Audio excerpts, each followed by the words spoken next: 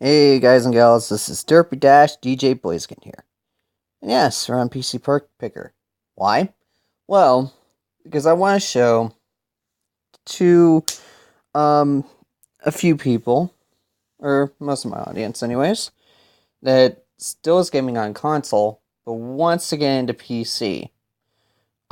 This is quite a it's kind of in the mid range of pricing, but to be honest, it's not much more than what the Xbox One costs at launch with an Xbox Live membership and a game. Especially by the 1 year. So you're not really paying any much more than you would for that than you would this PC, which there's tons of good free-to-play games that are actually good, like Team Fortress 2, Path of Exile, League of Legends, the list goes on and on. Plus just more variety of games. So, yes, it comes up to about like $640.61 if you go to the sites that PC Part Picker recommends. Though, personally, I don't feel... Call me lazy, but I do all my shopping on Amazon. And because mostly I've never had a single problem with Amazon per se. It's always been a pretty good experience. It's mostly just on the seller's part where things have screwed up like once or twice, but it's a rarity. But this is a good value for any starting gamer who wants to get down the path of PC gaming. So, for the CPU, we got the AMD A8 7600 3.1 gigahertz. Well, it's actually 3.9 at factory turbo clock. So that's a good quad core APU, which you can start with.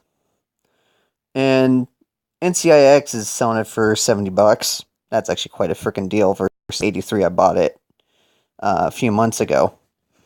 And then to cool it, we aren't going to use that stock crappy cooler that AMD gives you. We're going to use a Cooler Master Hyper 212 Evo, which not only looks good, but blows pretty well. And then, for the motherboard, this is my current rig, by the way, which is, something I kind of would recommend, is an MSI A78M E35 Micro ATX motherboard. Ain't half bad. I think I found it a really good Asus board as well. That's also FM2. That's like for $64 on Amazon. I'll show you later. It actually has surge protection that this doesn't really. Yes, motherboards do have built-in surge protection depending on the one you get. For RAM, we got one 8 gig stick of 1333. What? Okay. That's wrong, because the stuff I have is 1600 RAM. But anyways, Crucial Ballistics, single 8 gig stick. That's what I'm running now. And then 2 hard drives, 256 2.5-inch hard drive, and then a 1 terabyte for storage. Though the 250 gig is going to soon get swapped out for an SSD. For the graphics card, though, yeah, you can play some minor games on the APU built-in R7 graphics. They kind of suck. And I know from experience. But for a decent graphics card, though this will probably change up here soon, next month, is the PNY GeForce GTX 960 2 gig Accelerate.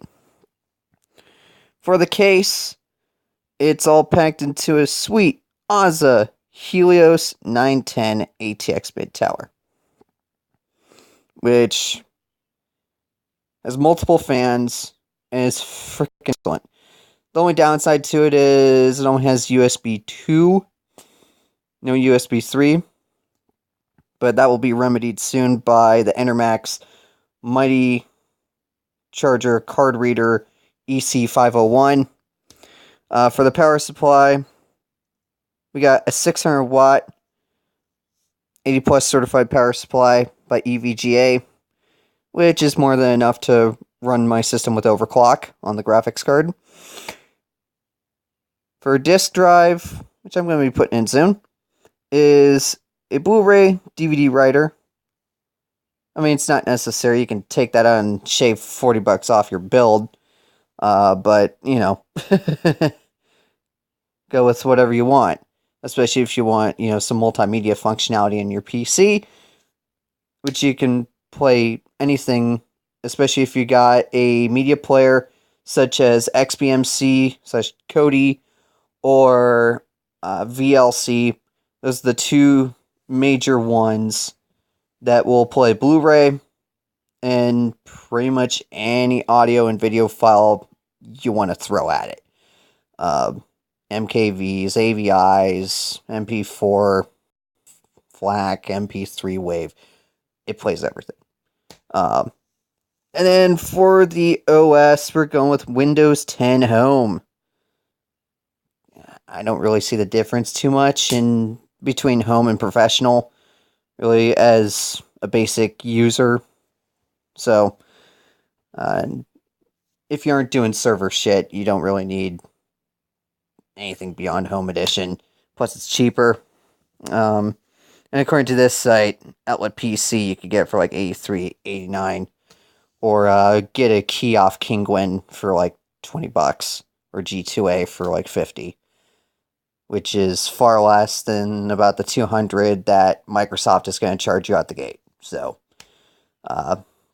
figured I'd put that out there for you, and the PC Part Picker build will be down in the description for your perusing. But anyways, peace out.